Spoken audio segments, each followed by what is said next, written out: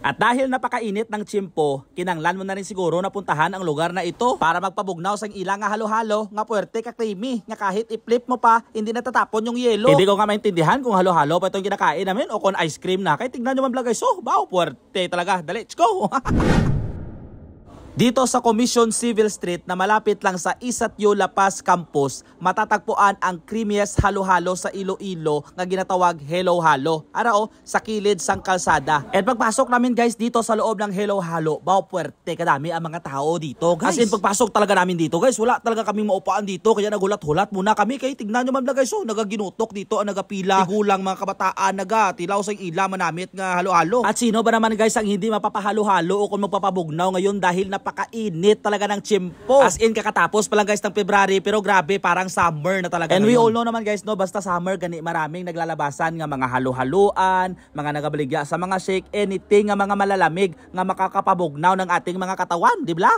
Kaya kami ni Ma'am Shea guys kasama ang aming mga tropa, naghapit kami dito para matilawan liwat ang ilang nga creamy nga halo-halo. And maniwala man kayo sa hindi guys no, ang ilang halo-halo diri sa sobra ka creamy daw ice cream na talaga. Kag syempre ang best seller gid nila guys diri ang amon gid pang order ang ilang nga avocado delight, ang overload halo-halo, kang ang ilang nga halukay ube halo-halo. Kag sa mga hindi pa nakakaalam guys no, may mga iba't ibang branch manggali sila diri sa Iloilo City. May ara sila branch dira sa Quintin Salas nga dira mismo sa KFC 88 building. Kag dira sa Mandurriao guys, pwede ka mo ka-order dira sa Hello Halo branch sa may Mercury dapit gid mismo sa Mandurriao. And kung may mga followers man tayo nga nanonood ngayon nga taga Bacolod City, aryang ilang Hello Halo branch nga located sa Hernaez Street sa Tubangan sang Palawan Cyber Center. Dahil kapag makita nyo lang talaga guys, inaktual ang ilang halo-halo. Tingnan nyo mamlagay, so napasabi ko nga parang ice cream na siya. Kaya ang ila diri nga ice guys no, nakasamo na ang ilang nga gatas. Kaya kahit i-flip mo guys ang imo nga baso, hindi mauula dito yung yelo mo kay puwerte ka creamy kag ka-sticky ang ila diri nga ice ang ila halo-halo. When it comes sa sabor guys no, kung ang tamis ang tatanungin nyo, tamang-tama lang guys ang tamis ng kanilang halo-halo diri. And ang ilang halo-halo diri guys, insaktuhan lang talaga ang kanyang tamis. Yung tipo wala nga yung tamis niya nang galing na mismo sa gatas na ginhamo nila sa kanyang yelo. At yung texture ng ice ng kanilang halo-halo dito guys, napakapino, as in maganda talaga yung pagkagaling niya.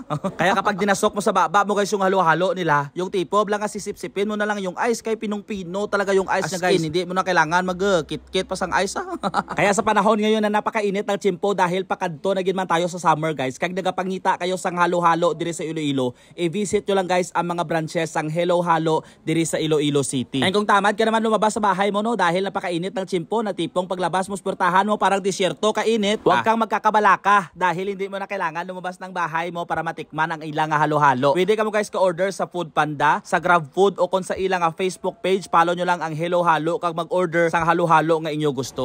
Diri na lang ko to bang ating video. Thank you so much for watching. Bye-bye.